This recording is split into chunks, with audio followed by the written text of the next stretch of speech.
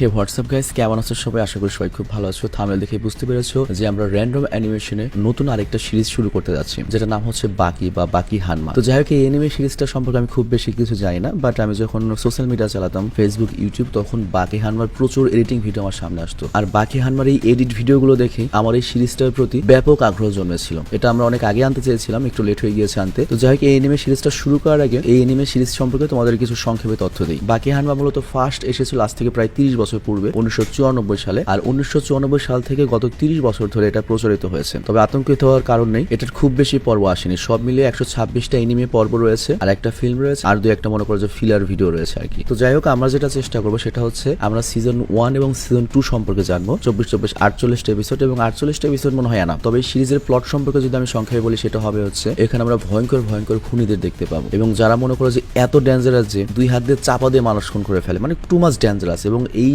এনিমেটা খুবই ব্রুটাল একটা এনিমে, ব্যাপক ব্রুটাল। তো বাড়তি কথা না বলে চলো আমরা সরাসরি মূল ভিডিওতে যাব। তবে তার আগে ছোট্ট একটা কমার্শিয়াল বিজ্ঞাপন থাকবে, এবং আমি তোমাদেরকে রিকোয়েস্ট করবো এতটুকু বেয়ার করার জন্য। তোমরা চাইলে বিজ্ঞাপনটা স্কিপ করে মূল ভিডিওতে যেতে পারো। এই জন্য যেটা করতে হবে, ডিসক্রিপশনে ক্লিক করে মূল ভিডিওতে চলে যাবে। বিজ্ঞাপনের মতো চলতে থাকো, তোমরা তোমাদের মতো মূল ভিডিওতে চলে যাও। হ্যালো বন্ধুরা, আজ আমরা এমন একটি অ্যাপ সম্পর্কে তোমাদের বলতে চাই যে অ্যাপটির অফিসিয়াল পার্টনার হচ্ছে পিএসজি। আর এখানে অনেকগুলো ম্যাচ খেলে ল্যাপটপ, আইফোন, স্মার্ট ওয়াচ ও আরও অনেক ক্যাশ প্রাইজ জেতার সুযোগ রয়েছে। আর এই অ্যাপটিতে সকল ধরনের লাইভ ম্যাচের রেজাল্ট দেখতে পারবে, এবং এই ম্যাচের স্কোর অনুমান করে গেমও খেলতে পারবে। যেমন কোন টিম জিতবে, কোন টিম কত রান করবে, কে সর্বোচ্চ স্কোর করবে। এছাড়া বিভিন্ন ধরনের গেম রয়েছে, সেগুলো খেলেও ইনকাম করতে পারো। আর রেজিস্ট্রেশনের সময় আমাদের যে প্রোমো কোডটি রয়েছে অলোক1, এটা ব্যবহার করলে প্রথম ডিপোজিটে 26,000 টাকা পর্যন্ত বোনাস পেতে পারো। আর এই টাকা তুমি খুব সহজেই বিকাশ, ব্যাংক এবং অন্যান্য সহজ পদ্ধতির মাধ্যমে উঠাতে পারো। তো আর দেরি কিসের? ডেসক্রিপশনে প্রোমো কোড এবং পিন কমেন্টে প্রোমো কোড সহ সাইন আপ লিঙ্ক রয়েছে, সেটা ব্যবহার করো এবং ক্যাশ প্রাইজ জিতো। আর এখানে আরেকটা কথা মনে রেখো, আমরা যেই বিজ্ঞাপন দেই না কেন, অনলাইন থেকে টাকা আয় করা এত সহজ কোনো ব্যাপার নয়। তোমরা কোনো আর্থিক ক্ষতির সম্ভাবনা রয়েছে এমন কোনো ওয়েবসাইটে যাবে না। তো চলো এবার মূল ভিডিওতে চলে যাই। তো যাই হোক, বিজ্ঞাপন শেষে আমরা মূল ভিডিওতে আসলাম। তবে আমি নিশ্চিত না আমি কতখানি বোঝাতে পারবো, কারণ অন্য ল্যাঙ্গুয়েজে বাকি হানমার এক্সপ্লেন গুলো খুব বেশি অ্যাভেলেবল নেই, কিংবা যেগুলো আছে সেখানেও খুব ভালো বোঝা যায় না। তো এই জন্য আমাদের স্ক্রিপ্ট রাইটার সর্বোচ্চ চেষ্টা করেছে শুধুমাত্র হিন্দি এক্সপ্লেন দেখে নয়, তারপরে মনে করে যে তোমার এপিসোড দেখেও চেষ্টা করেছে যতটা ভালো করা পসিবল ততটা ভালো করার। তো যাই হোক, চলো আমরা শুরু করি। তো বাকি হানমার সিজনের প্রথম এপিসোডে শুরু হয় জাপানের একটা ক্লাস দেখিয়ে, যেখানে আমরা দেখি ক্লাসের টিচার সহ প্রত্যেকটা স্টুডেন্ট কারো না কারো ভয়ে থরথর করে কাঁপছিল। এমনকি টিচার যখন লিখতে যাবে তখন আমরা স্পষ্ট দেখতে পাই তার হাত কাঁপছিল। আর তখন একটা মেয়ে দাঁড়িয়ে বলে, স্যার আমি কি নার্স অফিসে যেতে পারি? তো এই কথা শুনে বাকি সকল স্টুডেন্টরা বলে, আমরাও নার্স অফিসে যাব। আর এখানে সবাই বলতে থাকে, স্যার আমরা নিজেরা নিজেদের হাত কাঁপা থেকে আটকাতে পারছি না। তো এখানে কেন তাদের হাত কাঁপছে? কারো হাত কিন্তু শীতের কারণে কাঁপছে না। অ্যাকচুয়ালি এই ক্লাসে এমন একজন রয়েছে যার ভয়ে সবাই কাঁপছে। তো তখন স্যারও কাঁপতে কাঁপতে বলে, আচ্ছা যারা যারা নিজেদের হাত কাঁপা থেকে বাঁচাতে পারছো না, তারা সবাই নিজেদের হাত উঁচু করো। তো এই কথা শুনে ক্লাসের সকল স্টুডেন্টরা নিজের হাত উপরে তোলে। কিন্তু এখানে আমরা একজনকে দেখতে পাই যে শান্তিতে ঘুমাচ্ছিল, আর ওকে দেখে মনে হচ্ছিল ওর এইসব ব্যাপারে কোনো ইন্টারেস্টই নেই, এবং একটু আগে মারামারি করে এসেছে। অনেকগুলো ক্ষতের চিহ্ন ছিল হচ্ছে মুখে, আর এই ছেলেটির নামই হচ্ছে বাকি হানমা। তো এইটুক দেখে আমরা যেটা বুঝলাম, হতে পারে এই বাকি হানমার জন্যই বাকি সবাই ভয় পেয়ে রয়েছে। তো যাই হোক, এরপর সিন শিফট হয়, আমরা দেখতে পাই তিনজন বখাটের স্টুডেন্ট, মানে ওরাও খুব ডেঞ্জারাস লেভেলের কিলার, ওরা বাকিকে মারার জন্য এসেছে। কিন্তু যখনই বাকি ওদের চোখের দিকে তাকায়, ওরা তিনজনই ভয় থরথর করে কাঁপতে শুরু করে, কারণ এই পর্যন্ত তারা কখনোই বাকির মতো কাউকে দেখেনি। তো ওরা বলতে থাকে, ও মানুষ না পশু। তো ওরা তখন জিজ্ঞাসা করে, তুমি আসলে কি? তো এটা শুনে বাকি বলে, দেখো তোমরা তো জানো বেশি পপুলার হওয়া বা বেশি খ্যাতি অর্জন করা মানুষের জন্য বিপদের কারণ হতে পারে। তো এটা শুনে ওই তিনজন এমন ভাবে কাঁপছিল যে তারা চোখের সামনে কোনো একটা মনস্টারকে দেখছে। তো এরপর বাকি সেখান থেকে চলে যেতে থাকে, আর যাওয়ার সময় বলে, তোমরা সবসময় আমার কাছ থেকে দূরে থাকবে, তা না হলে তোমরা পপুলার হয়ে যাবে। তো এটার মানে বুঝিয়েছে বাকি মরলেই তো পেপারে ছবি আসবে, পপুলার হয়ে যাবে, এরকম কোন একটা কিছু হবে। তো যাই হোক, এরপর আবারও সিন শিফট হয়, আমরা দেখতে পাই একটা দামি কালো গাড়ি বাকির স্কুলের সামনে এসে থামে, আর এই গাড়ির মধ্যে থেকে একটা বুড়ো লোক বের হয়, যার নাম হচ্ছে মিৎসুনারি টাকোগাভা। আর এই লোকটা অনেক বেশি ধনঢ হওয়ার সাথে সাথে টাকোগাভা ফ্যামিলির হেড, আর তার একটা নিজস্ব ব্যবসা রয়েছে। সেই ব্যবসা হচ্ছে ফাইটিং এর ব্যবসা, মানে আন্ডারগ্রাউন্ডের 2 নম্বরই ফাইটিং এর ব্যবসা, সেটার ম্যানেজার আর কি। এবং টাকোগাভাও কিন্তু অনেক বেশি শক্তিশালী, তাকে দ্য হলো গ্রাউন্ড অফ মার্শাল আর্ট বলা হয়, মানে যে লোকটা মার্শাল আর্ট সম্পর্কে সবচেয়ে বেশি জানে। এবং যতজন মানুষ মার্শাল আর্ট শিখতে চায় বা ফাইট করে, তারা সবাই এই লোকটাকে লিজেন্ড মানে। তো যাই হোক, এখানে আমরা জানতে পারি ওই টাকোগাভা বাকির সাথে দেখা করতে এসেছে। তো সেই হিসেবে কিছুক্ষণ পর বাকিকে প্রিন্সিপালের রুমে ডাকা হয়, এবং বাকি প্রিন্সিপালের রুমে আসে। তো এখানে টাকোগাভা বাকিকে নিজের চোখের সামনে দেখে তো অনেক খুশি হয়, এবং বলে, वाह আমার নতুন চ্যাম্পিয়ন চলে এসেছে। তো এটা শুনে বাকি বলতে থাকে বারায়া মুঝে চ্যাম্পিয়ন বলানে কে লিয়ে, তুই বল আমার কাছে কি চাইতে এসেছিস। মানে অনেকটা এরকম পার্টির আর কি, দেখতেই পাচ্ছ গাছরা ভাব। তো বাকির এরকম ব্যবহার দেখে টিচার আর প্রিন্সিপালের অবস্থা তো খারাপ হয়ে যায়। আর এটা দেখে আমরা বুঝতে পারি যে এই টোকুগাভা কোনো সাধারণ পার্সন নয়, বুড়োটা কোনো সাধারণ পার্সন নয়। কিন্তু ওই বুড়োটার কাছে বাকির এই ব্যবহার আবার ভালো লাগে। টোকুগাভা এটা শুনে হাসতে থাকে আর সে প্রিন্সিপালকে বলে, প্রিন্সিপাল স্যার আপনি আমাকে আর বাকিকে কি একটু একা সময় দিতে পারেন, আমরা একটু কথা বলবো। তো এই কথা শোনা মাত্রই সবাই ঘর থেকে দ্রুত বেরিয়ে যায়। আর তারপর টোকুগাভা বাকিকে তার মুখের আঘাতগুলো সম্পর্কে জিজ্ঞাসা করে, এটা কিভাবে লেগেছে। বাকি বলে কোনো ব্যাপার না, 2-3 দিনের মধ্যে এটা ঠিক হয়ে যাবে। আর আমি এটা খুব ভালো মতো জানি তুমি শুধুমাত্র আমাকে এখানে দেখতে আসনি, বলো তুমি কি বলতে চাও। আর তখন টোকুগাভা হাসতে হাসতে বলে, তুই একটা অদ্ভুত মাল মাইরি। তো যাই হোক, আর এরপর একটা জিনিস সামনে রাখে, অদ্ভুত একটা জিনিস, আর বলে এটা নাইট্রোগ্লিসারিন আর তুমি এটাকে ধ্বংসযজ্ঞের একটা অস্ত্র বলতে পারো। আর এই ধ্বংসযজ্ঞের অস্ত্রটা এখানে ক্রিস্টালাইজ হয়ে রয়েছে। আর ক্রিস্টালাইজেশন মেথড এমন একটা পদ্ধতি যেটা লিকুইডকে সলিডে পরিণত করে। আর তারপর টোকুগাভা বলতে শুরু করে, আজ থেকে প্রায় 100 বছর আগে এটাকে অনেকবার ক্রিস্টালাইজ করার চেষ্টা করা হয়েছিল। আর তখন এটাকে ক্রিস্টালাইজ করার জন্য কখনো ঠান্ডা কখনো গরমের ব্যবহার করা হতো, কিন্তু কোনো কিছু এটাকে ক্রিস্টালাইজ করতে পারেনি। ক্রিস্টালাইজ মানে হচ্ছে ধরো পানি যেমন বরফে ক্রিস্টাল হয়ে যায়, ওরকম একটা ব্যাপার আর কি। মানে এটা এমন একটা লিকুইড যেটাকে কোনোভাবেই ক্রিস্টালাইজ করা যেত না বা বরফের মতো এরকম করা যেত না। কিন্তু 20 শতাব্দীর শুরুতে একটা জাহাজ ভিয়েনা থেকে লন্ডনের দিকে যাচ্ছিল, আর ওই জাহাজ ভর্তি বিভিন্ন জিনিস ছিল। তবে এখানে বেশিরভাগ জিনিসই ছিল হচ্ছে নাইট্রোগ্লিসারিন। কিন্তু হঠাৎ করে জাহাজটা সমুদ্রের ঝড়ের মধ্যে পড়ে এবং এটা খুব ভয়ের একটা ব্যাপার ছিল, কারণ এত নাইট্রোগ্লিসারিনের অপরিকল্পিত মুভমেন্ট প্রকৃতির জন্য একটা বড় ধ্বংসযজ্ঞের কারণ হতে পারে। কিন্তু অবাক করা বিষয় হচ্ছে ওই জাহাজে এত ঝাঁকির ফলে ওই গ্লিসারিনের ড্রামগুলো ব্লাস্ট হয়নি, জাহাজটা ঠিক মতো লন্ডনে পৌঁছে যায়। তো তখন জাহাজের ক্রু মেম্বাররা এই কন্টেনারগুলো খুলে দেখার সিদ্ধান্ত নেয় যে কি হয়েছে ওটার। তো ওরা যখন এটা খোলা দেখতে পায় যে অবিশ্বাস্যভাবে এই নাইট্রোগ্লিসারিন গুলো অটোমেটিক্যালি ক্রিস্টালাইজ হয়ে গিয়েছে। তো এটা কিভাবে হয়েছে কারোই জানে, কিন্তু তারপরে এটা হয়ে গিয়েছে। আর ওই দিনই পৃথিবীর বিভিন্ন জায়গায় নাইট্রোগ্লিসারিন গুলো অটোমেটিক্যালি ক্রিস্টালাইজ হতে শুরু করে, আর এটাকে বলা হয় সিনক্রোনিসিটি। আর তখনই আমরা বুঝতে পারি যে টোকিওতে অনেক অনেক ডেঞ্জারাস মানুষ আসবে। আর এরপর সে আমাদের আরেকটা গল্প বলতে থাকে, আমাদেরকে দেখানো হয় আমেরিকার একটা জেলখানাকে। আর এই জেলখানার নাম হচ্ছে আর্গাটোরিয়াস প্রিজন। তো এই জেলখানায় অনেক বেশি হাই সিকিউরিটি ছিল, কারণ এখানে একজন কয়েদিকে মৃত্যুদণ্ড দেওয়ার প্রস্তুতি নেওয়া হচ্ছিল। আর এই কয়েদিটা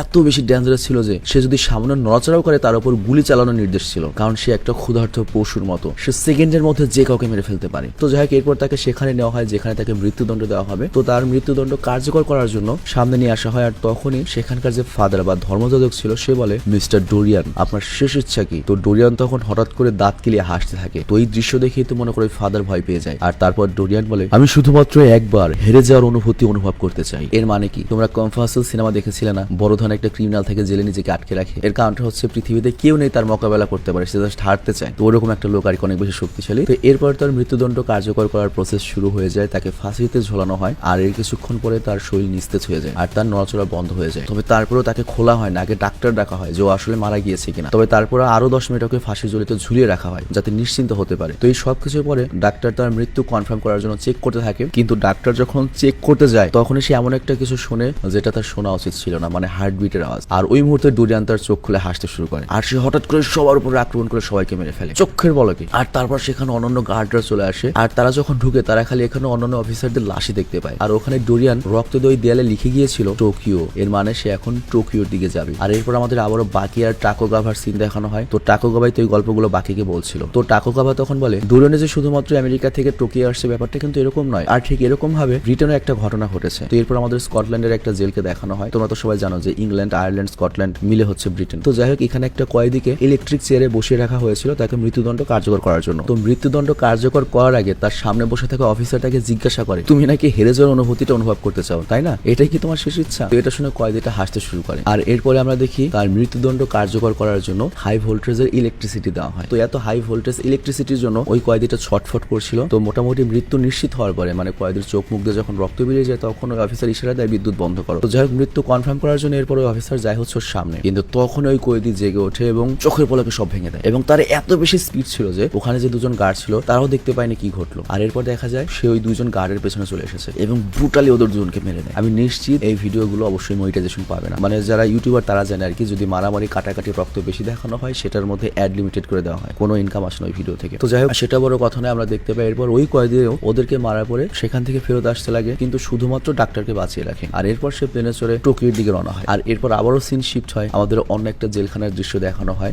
আর এই কয়েদির ব্যাপারে বলা হয় এই কয়েদির ওজন ছিল হচ্ছে 200 পাউন্ড, কিন্তু তারপরও সে খাড়া একটা মেটালে চড়ে জেলখানা থেকে পালিয়ে গিয়েছিল। আর এই দেয়ালের উচ্চতা ছিল হচ্ছে 100 মিটার এবং দেয়ালটা ছিল হচ্ছে একটা চিমনির মতো পুরো মসৃণ, কিন্তু তারপর সে শুধুমাত্র তার হাতের সাহায্যে এই চিমনি উঠে ওই দেয়াল থেকে পালিয়ে গিয়েছিল। এটা কোনো নর্মাল মানুষের পক্ষে করা সম্ভব না। আর এই ঘটনাটা মূলত ঘটেছিল রাশিয়ার একটা জেলখানায়। তো এরপর ওই জেলখানার সবাই যখন ওই কয়েদিকে খোঁজার জন্য বেরিয়ে পড়ে, তখন ওই কয়েদিটা করে কি সেখান থেকে পালিয়ে গান্নার বেসের দিকে যায়। আর গান্না হচ্ছে রাশিয়ার একজন অনেক বড় হিরো, অনেক বেশি শক্তিশালী। তো এই জন্য গান্না ভাবতে থাকে ওই কয়েদিকে আমি দেখে নেব। আর এইদিকে বাকি সব গার্ডরা ভাবতে থাকে ওই কয়েদি যেহেতু গানার সামনে গিয়েছে তাহলে গানা ওকে ইজিলি হ্যান্ডেল করে দিবে। কিন্তু যখন বাকি সব গার্ডরা সেখানে পৌঁছে তারা দেখতে পায় যে গান্না মানে রাশিয়ান জাতিহীরোকে মেরে কেলিয়ে রেখেছে এবং এমন চেহারা করেছে ওর চেহারা দেখার মতো অবস্থা নাই। তো ওই কয়েদির নাম হচ্ছে সিগরস্কি এবং সেও দেয়ালে একটা মেসেজ লিখে দিয়েছে টোকিও, তার মানে সেও টোকিও যাচ্ছে, মানে কাম সারা জাপানের সিরিয়াসলি। তো যাই হোক এরপর বাকিকে দেখানো হয় আমাদের বর্তমানে। তো এটা শুনে বাকি তো বেশ চিন্তিত হয়ে পড়ে এবং ইন্টারেস্টেড হয়ে যায়। আর তারপর টাকোগাওয়া বলে এখনো আরো দুজন কয়েদির কথা বলা বাকি রয়েছে। তো এরপর আমাদের অন্য আরেকটা কয়েদির ব্যাপারে দেখানো হয়। তো এখানে আমরা দেখতে পাই কোনো একজন ওই কয়েদিকে দেখতে এসেছে সরকারের পক্ষ থেকে। তো তখন ওখানে থাকা যে অফিসারটা ছিল সে ওই লোকটাকে বলে তোমার এই সবকিছু এখানে রাখো, মানে ওর জামা কাপড় রেখে বেল্ট পর্যন্ত এখান থেকে নিয়ে নেওয়া হয়, যাতে ওই কয়েদিটা এই লোকটাকে হোস্ট বানিয়ে পালানোর চেষ্টা না করতে পারে বা ওর কোনো বেল্ট বা কোনো কিছু ইউজ না করতে পারে। আর তখন ওই লোকটা বলে কি ব্যাপার, এই জায়গাটা এত বেশি নিরাপদ, পুরো বুলেট প্রুফ খাঁচায় কয়েদি বন্দী রয়েছে, আর তাছাড়া আমি নিজে অনেক শক্তিশালী, আমি অনেক ভালো ক্যারাটি জানি, ব্ল্যাক বেল্টও রয়েছে আমার। তো এটা শুনে ওই অফিসার করে কি তাকে একটা ছবি দেখায়, বলে 2 বছর আগে তোমার মতো একজন খুব শক্তিশালী লোক তার সাথে দেখা করতে গিয়েছিল, তার ইন্টারভিউ নেওয়ার জন্য গিয়েছিল, ওই কয়েদিটা তার এই অবস্থা করে দিয়েছে। তো এখানে আমরা দেখতে পাই চেহারা এমন ভাবে ফেরে দিয়েছে